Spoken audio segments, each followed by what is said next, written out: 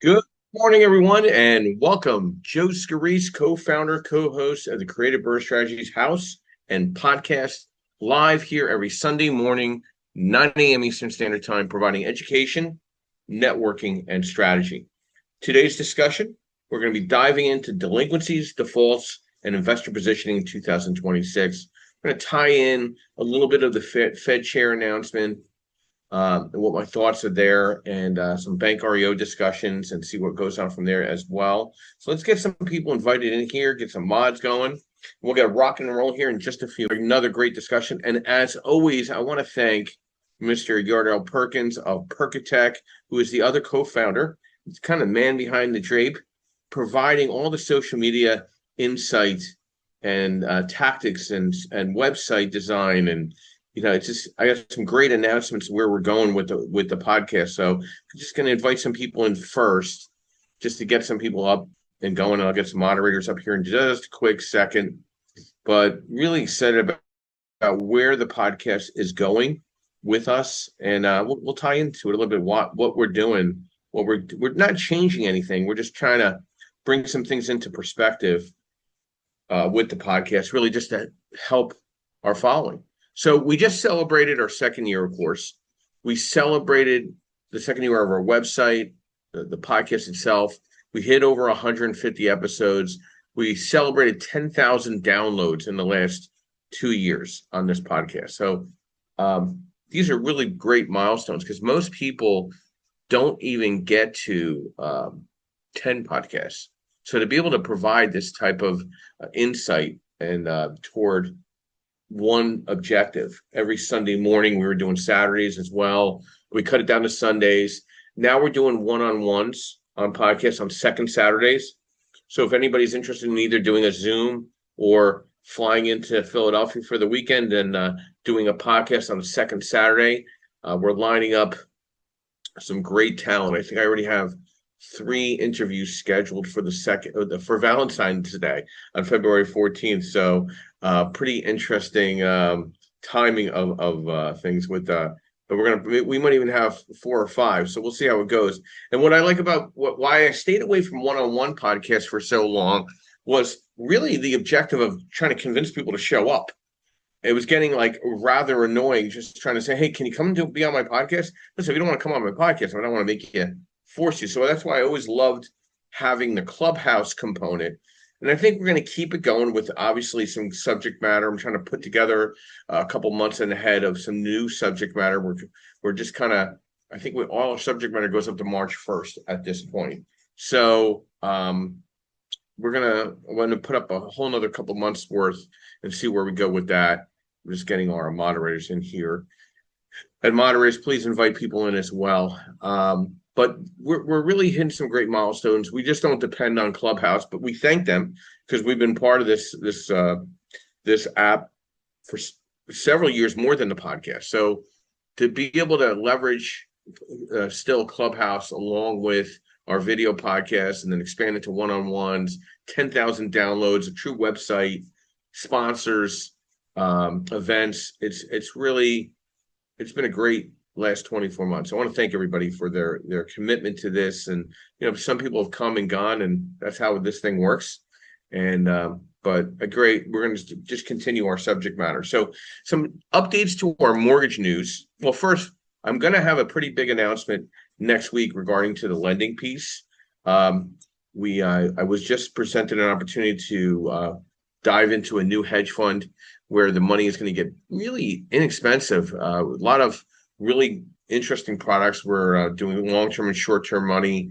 But this underwriter specifically came to me and presented an opportunity where the white label, where you can still broker our money, is still there. The referral partnership is still there, and the investor, direct to investor, is still there. But our base rates are really, really cheap. I mean, the money's coming right off the balance sheet. So I'll be making some announcements about where that's going for my investor base or my broker base or referral base as well.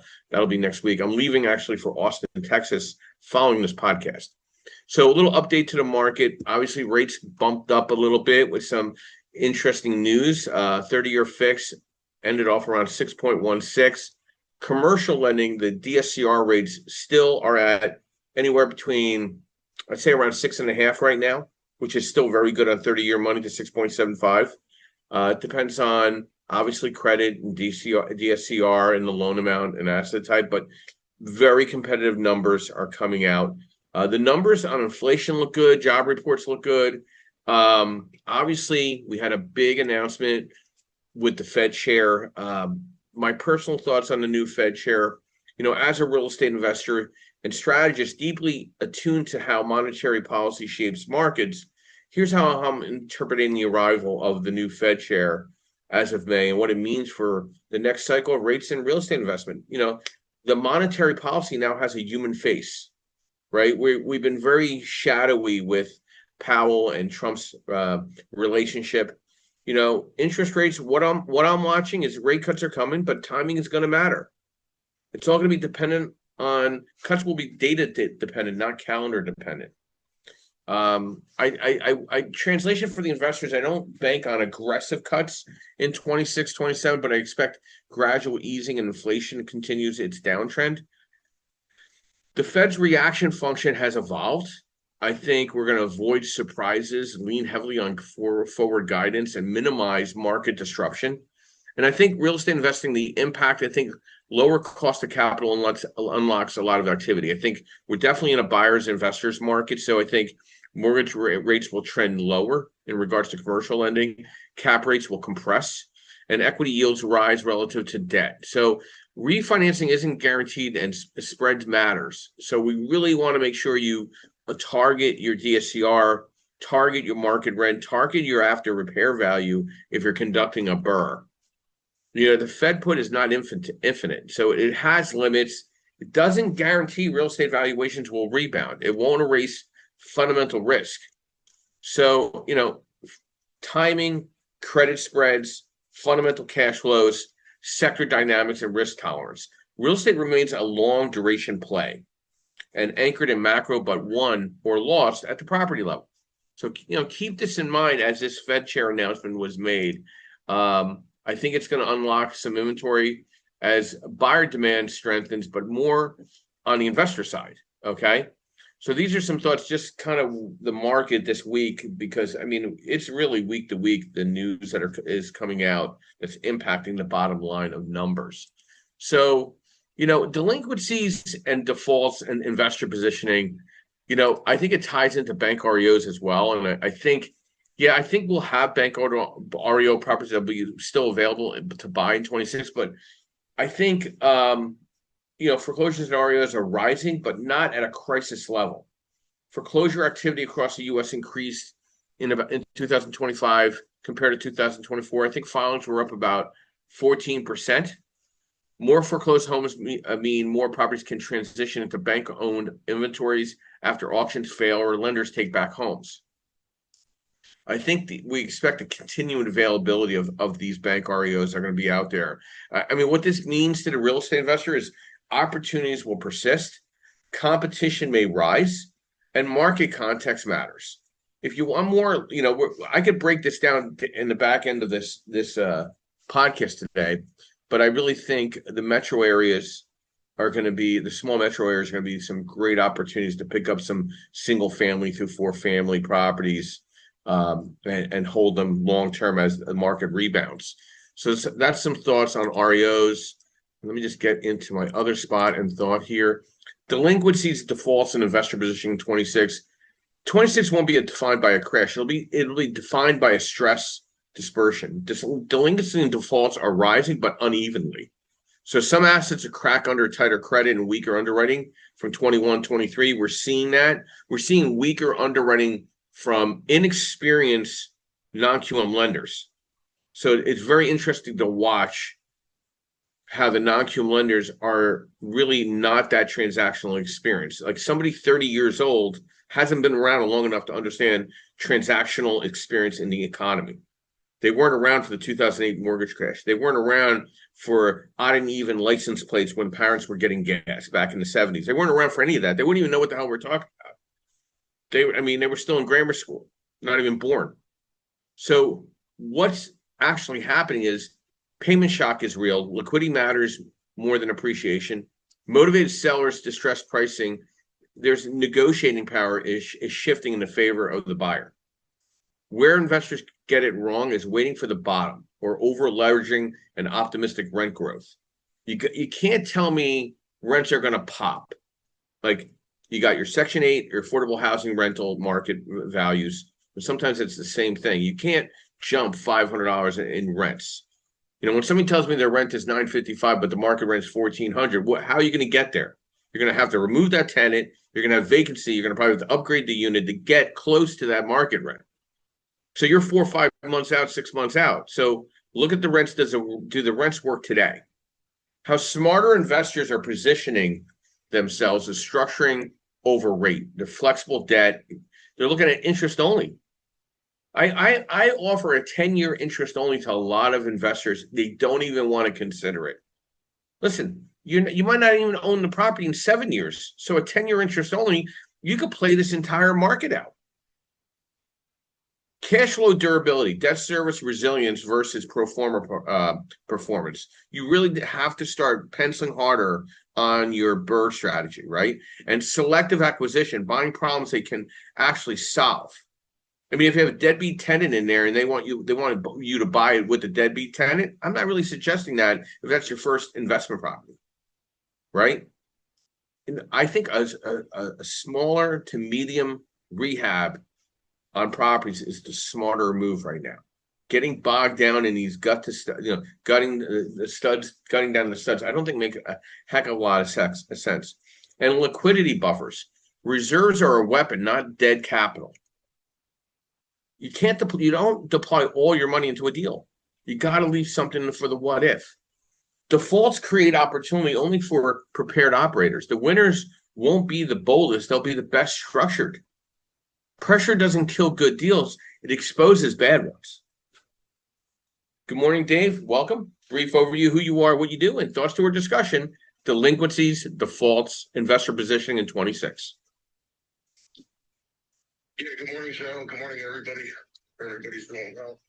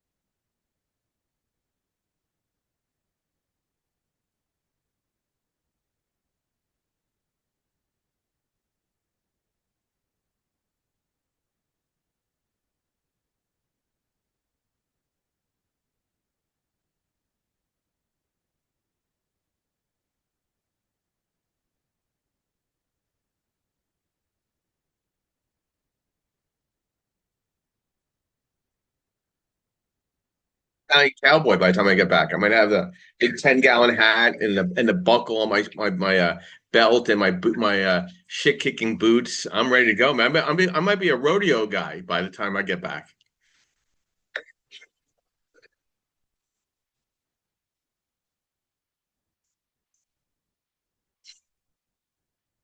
Look forward to it. I did try to reach out to Amy, who's sometimes on here, because I think she's in the Austin market, but I'll try to reach out to her again. So yeah, I know I'm very excited about this opportunity with this hedge fund. So yeah, a lot of good stuff going to be happening this week. Dave touched on something that I have personally gotten more involved with for myself personally is the unsecured business lines to capital. Speed equals leverage, and I think he'll agree with that. Unsecured lines let you move without appraisals and title or season delays. So if you're not set up properly with commercial credit, you could be in trouble with I've seen so many people that have great credit, a lot of credit lines, but they're all in their personal name. And when they get in trouble, they lean up on their personal credit, leans up against their credit, and they start busting at the seams on their properties. I've seen this every decade. Like for the last 30 years, I've seen the same things happen. Somebody coming in with an 804 credit score, they have 100,000 in personal credit lines. The properties go sideways. They lean up all their credit. Their credit score is now 640. Mhm.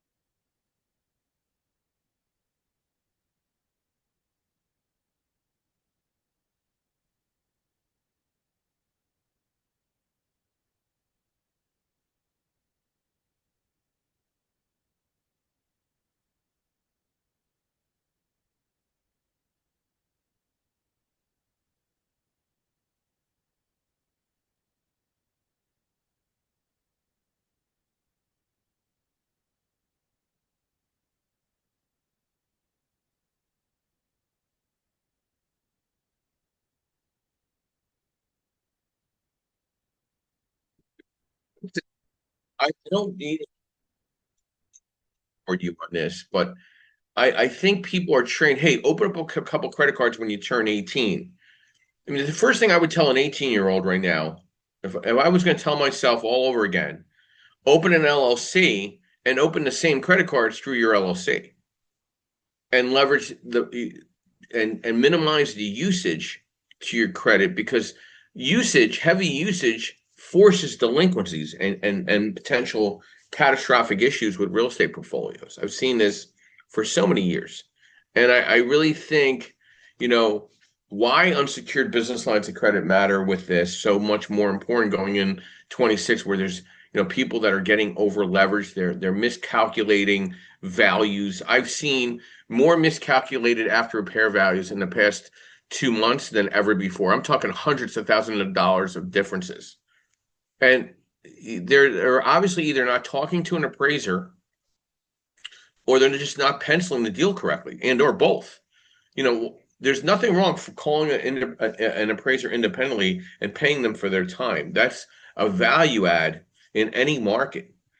Um, and I see a problem there. I see a problem also in market rents where they're miscalculating market rents, where DSCR is compressing in certain markets because they're not underwriting correctly. They're not underwriting tax impact by renovating a property and seeing taxes jump up. If you're pulling a permit, your taxes are going to go up.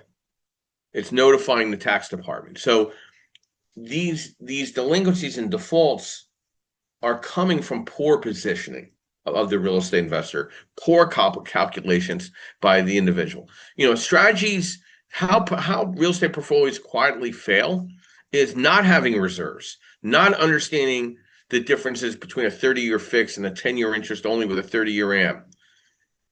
Vacancy and deferred maintenance, of course. There's always going to be deferred maintenance even after you renovate a property. You can make it as solid as possible, but you're going to have issues. And then over leveraging without liquidity, great. You get 75% cash out, but you're taking all that money to the next deal and you're not leaving anything in reserves for yourself. There's no buffer. Leverage plus liquidity or don't leverage at all. That's rule number one. Felix, good morning. Welcome. Brief overview, who you are, what you do, and thoughts to delinquencies, defaults, investor positioning 2026. Felix became a senior, became a senior.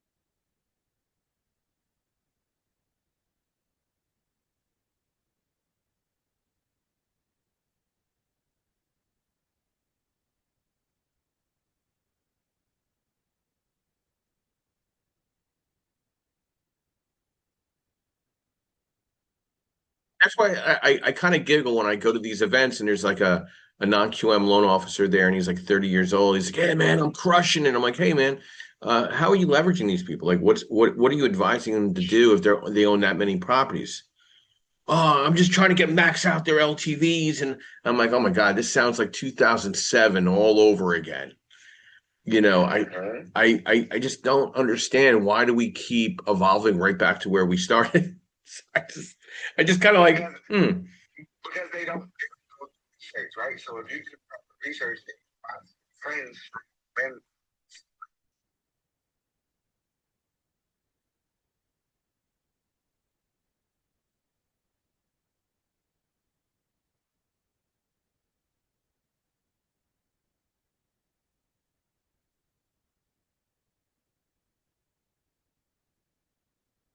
the investors, and Felix, thank you as always. You have these clients that want to go out to Detroit, Michigan, or they want to come into like markets like that. It's among the highest percentage of delinquencies. Why? Because people can't afford to live there. I mean, there's no jobs. There's no jobs moving into Detroit. Okay. I mean, there's geographic patterns you need to watch. Southern states and small Texas metros have shown higher mortgage delinquency rates overall compared with the West Coast or East Coast, which has tended to remain lower on a state basis.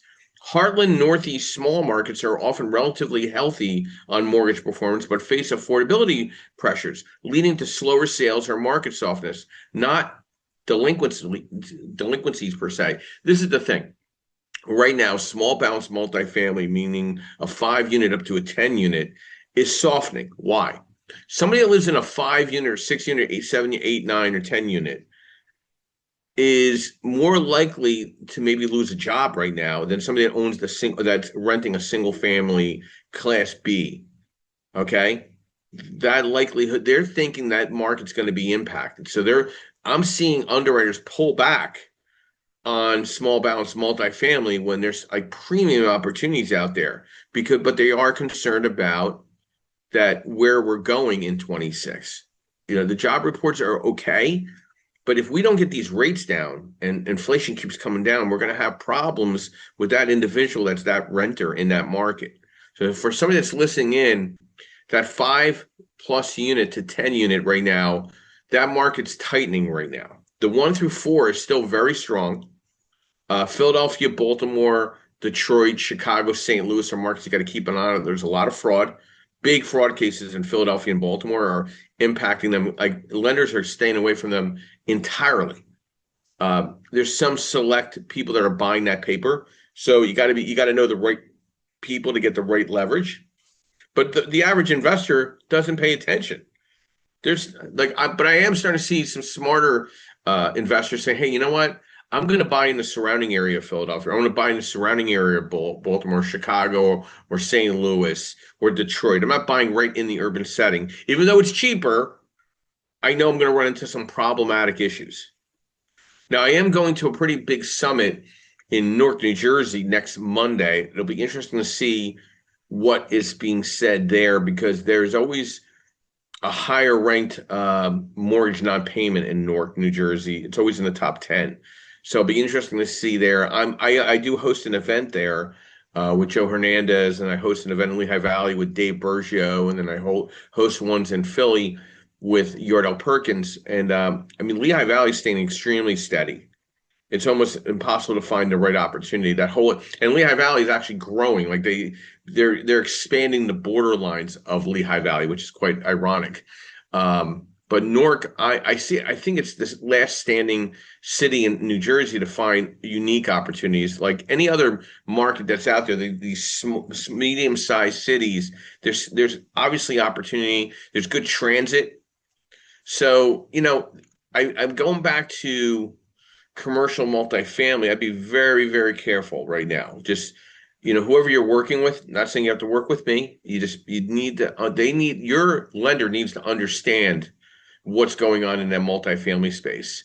Some markets you want to take away and look at: Texas smaller metros, certain Florida and Ohio secondary metros. Like I said, the Detroit, Newark markets are ones that I would keep an eye out for opportunities. I think you got to prioritize markets with stable or improving employment and rent fundamentals.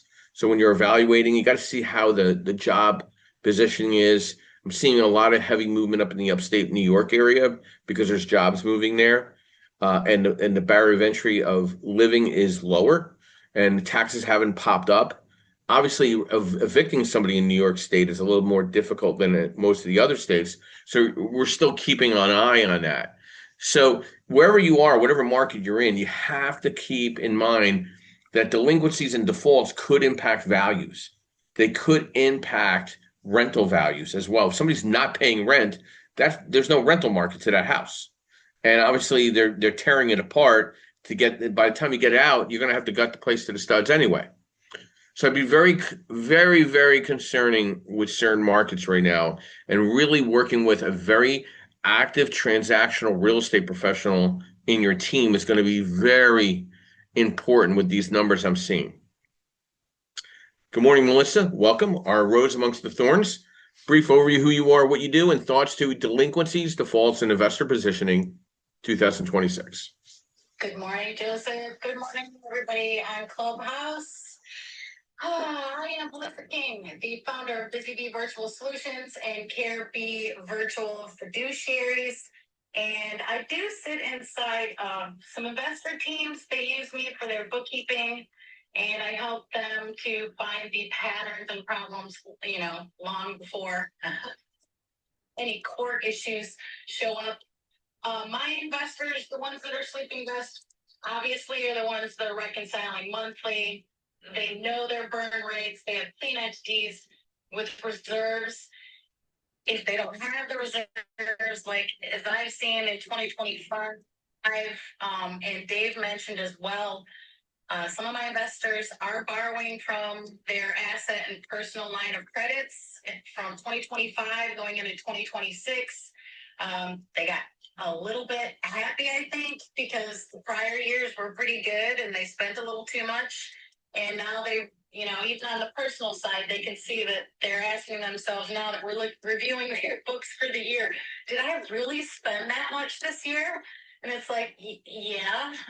I mean, the numbers don't lie, right? The data is there. A lot of my investors, I do want to mention this, they like interest-only loans. Don't be afraid of those if you're getting into this. And I have seen an uptick, honestly, in the seller financing. It is becoming popular here in Michigan. A lot of the, I don't want to call them baby boomers, but they've been sitting on assets and they're tired of dealing with tenants and they're looking for a way to get out of it. And if they can find somebody that will buy that property, that rental property from them, take the hassle, and all they got to do is take in the interest payments. I mean, that's a win-win for them, especially all of us as we age, because you really just don't want to deal with some of this stuff. It's supposed to be the golden years, right, Joe? We're supposed to have a little more fun. Hey, speak for yourself. Speak for yourself. I'm ageless. What are you, crazy? Stop working. Yeah. So I do giggle when I hear people. Well, Melissa, I find it funny when people say, "I want to retire." I'm like, "Retire what to what? What are you retiring to?" Like, I don't get that. I mean, that's just my mind. But the industries we're in, we could stay till there's red tape around our body, technically, if you think about it.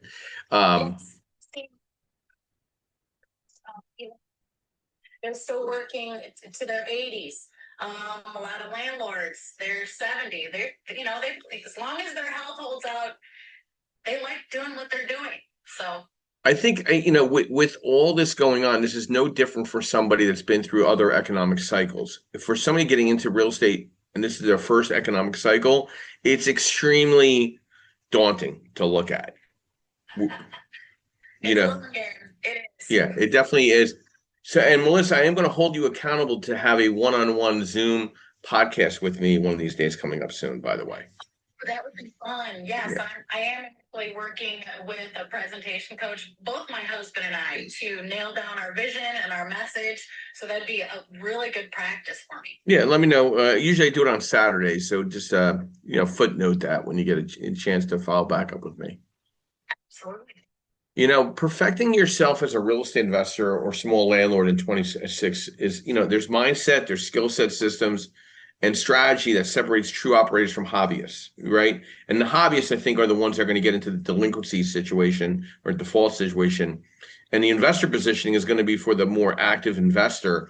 You really got to focus in on the not so quick flip alone, but portfolio growth, cash flowing, compounding, and equity opposition over years. All right. The data driven, not ego driven. Right. I hate the people just bragging on Facebook just of bullshit, because it's probably most of it is bullshit. You got to look at projected cash flow, downside scenarios. What's the exit plan? Right. When you look at a 30-year fix, are you really going to hold that property for 30 years in that loan? Let's be honest, you're not. So your sensitivity to interest rates and rent growth, you got to look at the rent growth more than the interest rate. If the interest rate works at 6.75 right now and your debt servicing 2.0, like, what are we doing here? And are you really going to own the property for the next 30 years in that same loan? So You have to look at financial mastery. You need to really understand DSCR loans, bridge and or versus hard money, portfolio loans, meaning more of a blanket loan type of scenario. We offer a white label underwriting course. Felix took the course, Dave took the course, Steven took the course. They're looking through the eyes of a lender now than more just the investor. You have to understand where the mortgage industry is going. You can't depend on somebody else for that. You need to better understand how to pencil your deals down. And what is your asset strategy?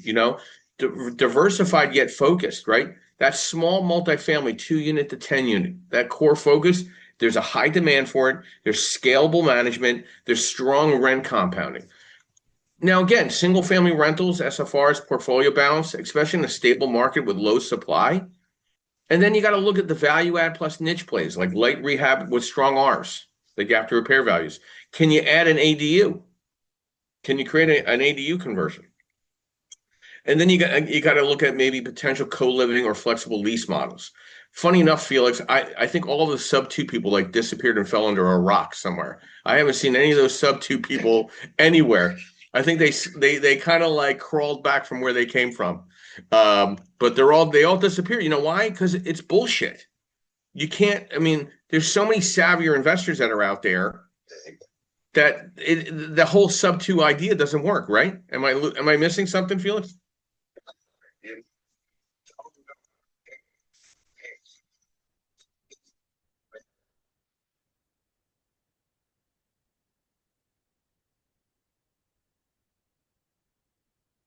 Yeah, and Melissa, Felix. Still makes me nervous. Well, always has. No, listen. There's all these guys. I met hundreds and hundreds of people this past year, and Felix knows that hundreds, and you don't see any of them now.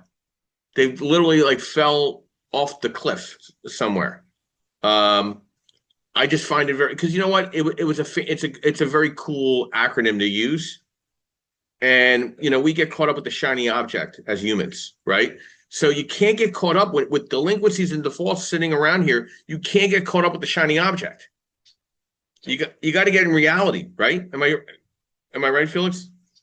Yeah, I mean, you gotta be consistent. Like just like you said earlier. Like,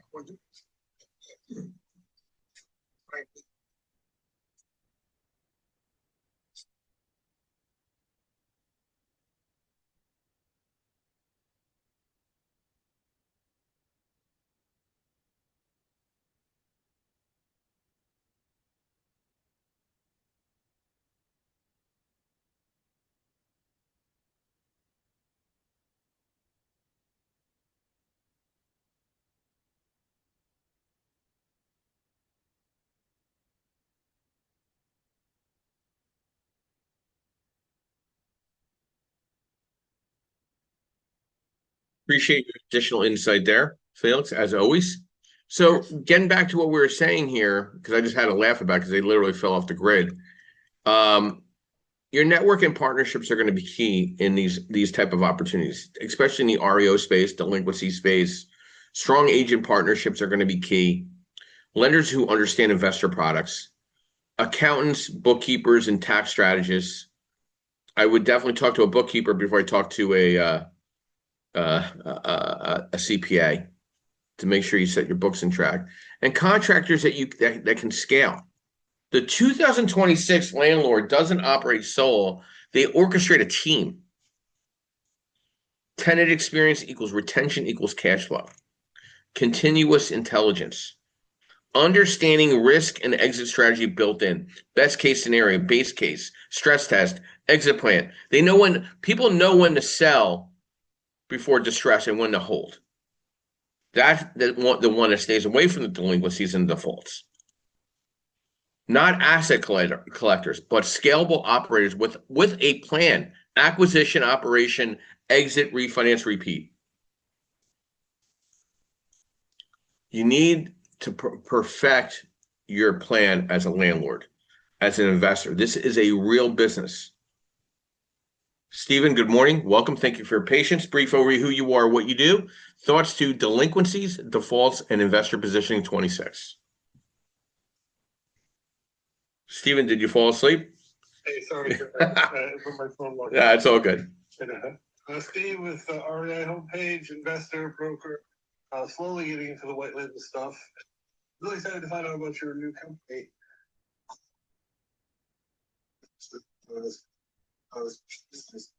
I mean, delinquencies.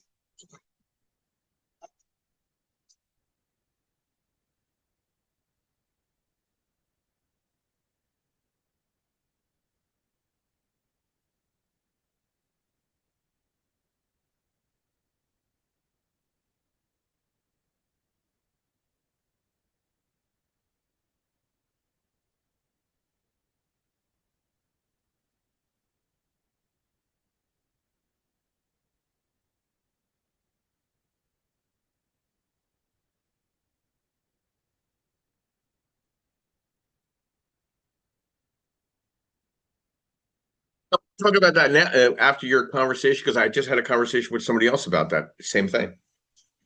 Yeah. So he's got a fairly small property, 3 or 4.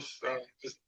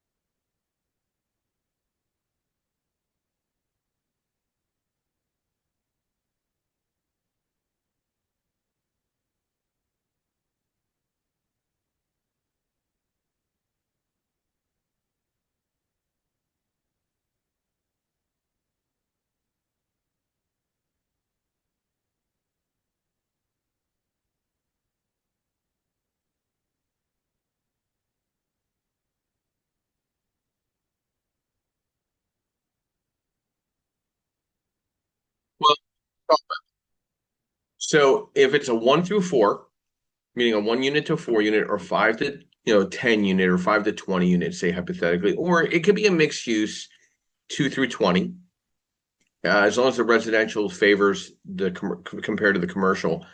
There's obviously these properties are in the name of an LLC, right, Stephen?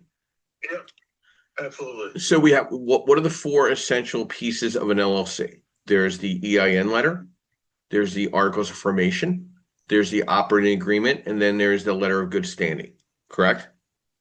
Exactly. So if you had to restructure the operating agreement, you would have to restructure the articles, correct? And update your letter of good standing and your EIN letter. If you added, say, a qualified borrower to 51%, because the current borrower is not qualified to restructure that debt, and you selling that ownership into the LLC for X dollars or whatever that is. Yeah. And then that all that paperwork is really signed, sealed, and delivered, and looks solid. Like you've literally changed the entire infrastructure of that LLC. That is something that once that's presented to somebody clean, I think you have a much better chance of refinancing if there's a potential problem getting that person out the way it's set up today. Does that make sense? Exactly. Yep. So that's a conversation you got to have off this, because this is really everybody's engine block is a little different, and also people's ego. You're also beating up people's egos when it comes to, hey, listen, your credit's crap, and we need to put somebody with better credit. People don't like to hear that. You know what I mean? But Right. at the end of the day, a lot of people want to be the orchestra in the Titanic, and some people don't mind being a little more humble when they know they don't have a lot of options. So it's definitely a case by case, but I've done a lot of that restructuring of LLCs prior to submission, and the success rate is usually very good because the preliminary work, the tracks are laid to be able to structure to avoid a delinquency, to avoid a default. Because listen, a hard money lender or a direct private lender, if they're doing a bridge loan, they want their money back. They don't want the property. That's the 1980s and 1990s. 2026, we don't want to own your properties. We want you to refinance and give our money back, right? So, like, being in delinquency is not something we pride ourselves on. We don't pride ourselves on that we're funding money in the non-QM space, and people are losing properties. That's not a reputation a good lender wants to have, right? Exactly. So that's a conversation per property, per deal, per partnership. Is that a fair assessment? Yep, and also if I was stick in there.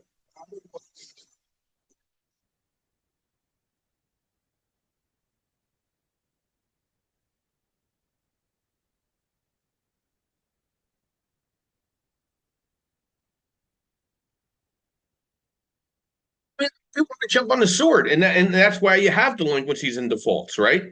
People will jump on the sword and they'll sacrifice themselves, and that happens. When you're talking to when I'm talking to these people now, I can relate to that. I know you've been the king.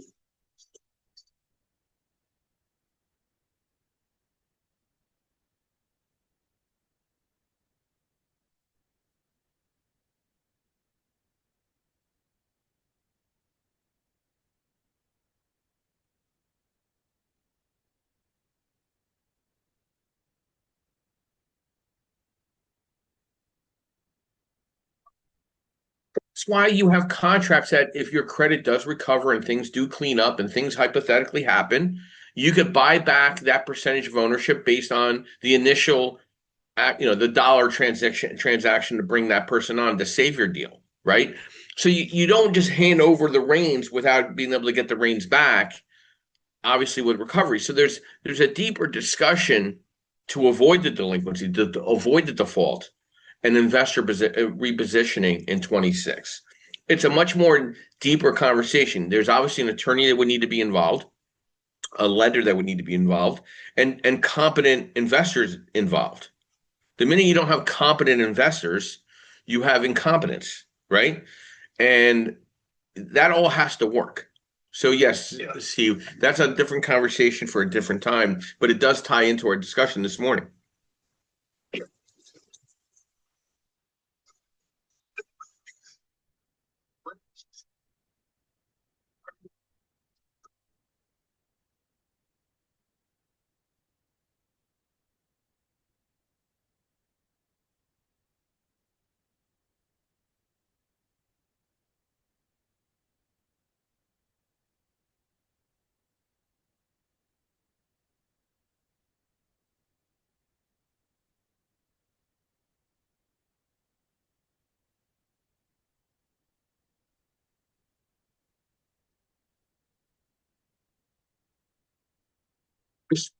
A little piece of humble pie going into 26 because I think people are going to be in trouble. I mean, listen, I'm a credit partner on a couple scenarios right now because the individuals couldn't get out. So they brought me in first, but I made it very clear I didn't want to stay in long term. So they better put something together where when they do recover their credit capability, I want out, and they're going to have to refinance. And they were okay with that, and they appreciated that because I said I don't want to drive the steering wheel too long. Exactly.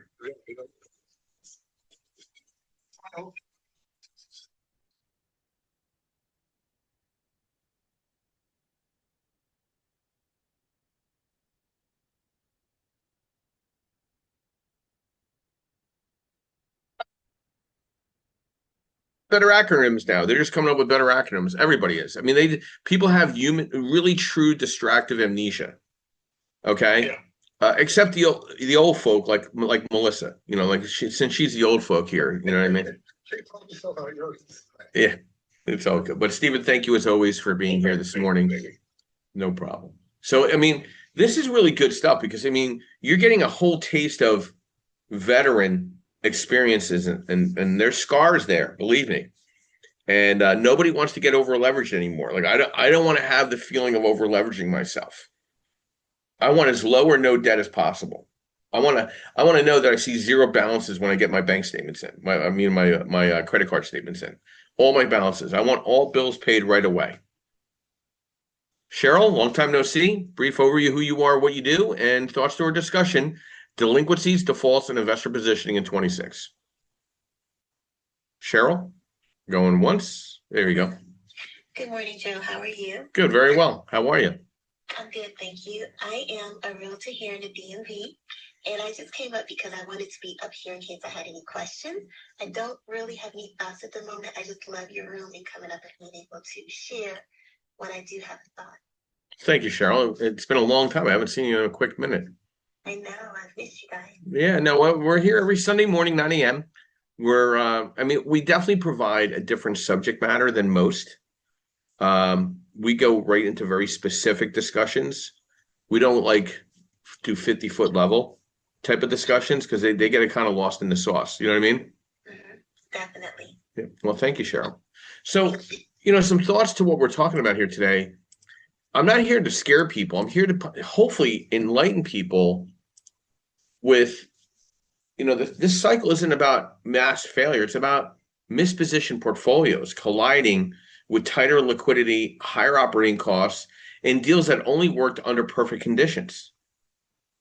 The investors who struggle with share common trades have thin cash reserves, over-leveraged capital stack, short-term debt without exit flexibility, asset dependent on aggressive rent growth or appreciation.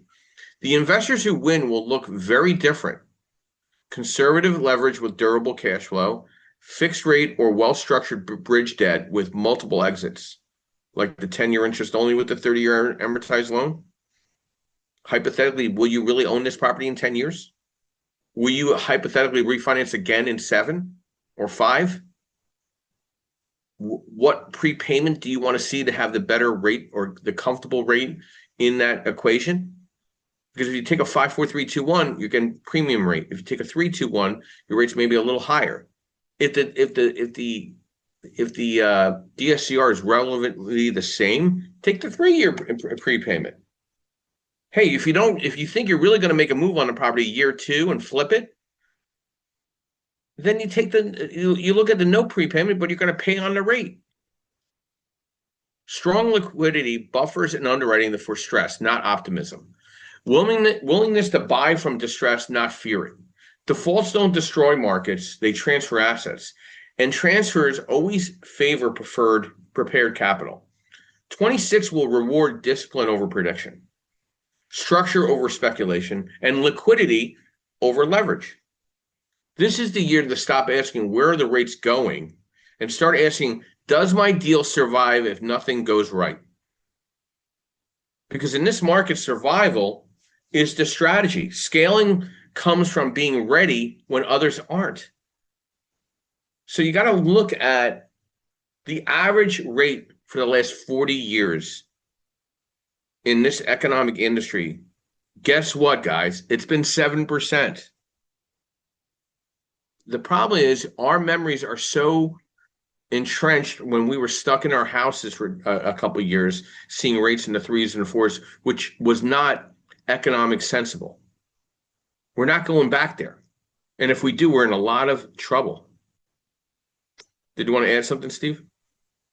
Well, two quick things. One is, and I even for us in this industry, one is that when you see rates in the 2s and 3s, it's a recovery. It's because something. Correct.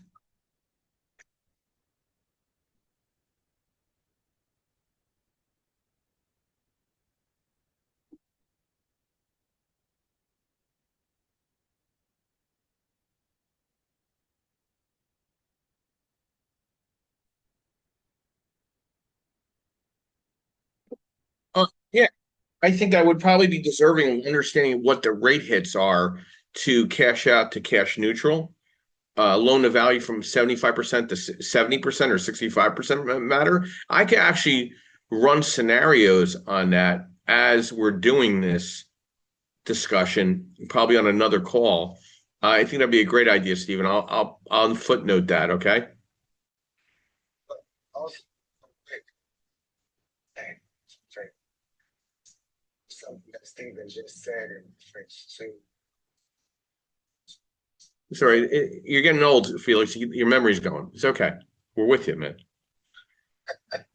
Dave, any final thoughts to our discussion? Dave, is he pumping iron? Dave, is Dave doing 130-pound dumbbells and he's busy? No,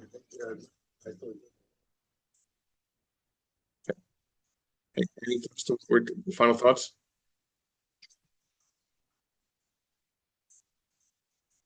It was there. Hey, listen, back in the heyday, 130-pound dumbbells was not a hard thing for me. You know, post stroke, I'm happy with 40-pound dumbbells. It's a humbling experience.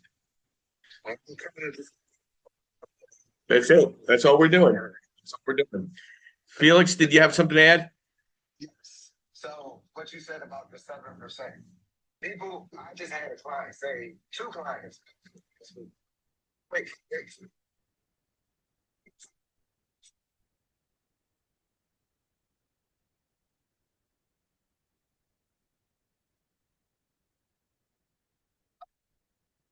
Exactly.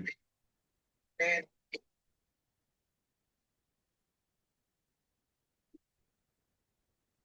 Wouldn't touch that. You never. It's gone. Never. Thank you, Felix. And Melissa, do you have anything to add finally? I had to pop in there. Yeah, I'm so tired of hearing everybody say they're gonna wait to buy for the rates to go down, and I had to come up. They're never going down again. So yeah, if you find a good deal, if it pencils out, plain books will make your decisions go faster, right? Oh yeah. See, and it's funny, Melissa, brought up a great point. I'm looking at properties. I'm not worried about the rate. I'm worried about my reserves.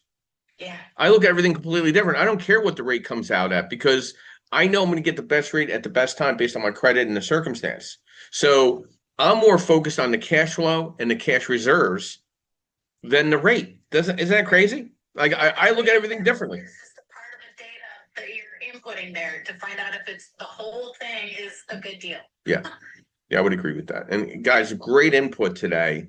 Listen, I do not make these subjects easy. Okay. I'm literally trying to accelerate this because this room is for people that really want to get into a very granular discussion on a Sunday morning, 9 a.m. And we're going to get more granular in this with a higher level of expectation and educational subject, right? We're going to keep the level high because I want that bar high because that's where I want to be. I want to hang out and surround myself with people that are keep aspiring in their space. I want to thank our moderators. Great input today. I want to thank Yordell Perkins of Perkatech, providing all the social media architecture, website design, everything, the podcast itself. We're live right now in 200 plus Facebook groups and YouTube and goes to LinkedIn, goes all over the place. He does all that. And my quote this morning, don't waste your life, set your goals high. Quit thinking about what's wrong, start thinking about what's right. Most people don't fail because they're incapable. They fail because their focus is broken. You find what you look for, you become what you repeat, you move in the direction of your standards. When you obsess over problems, you multiply them. When you obsess over solutions, momentum shows up. Discipline your thoughts, raise your standards, act like the future version of you already exists. Pressure is a privilege. Show up anyway. Everybody have a fantastic Sunday morning. Great week. I look forward to telling everybody some great updates next Sunday morning, 9 a.m. Get ready for that. Invite people to this because we always are providing education, networking, and strategy. And I'll be ending the room in the next 30 seconds and be blessed. Thank you. Happy Sunday, everybody. Have a great week.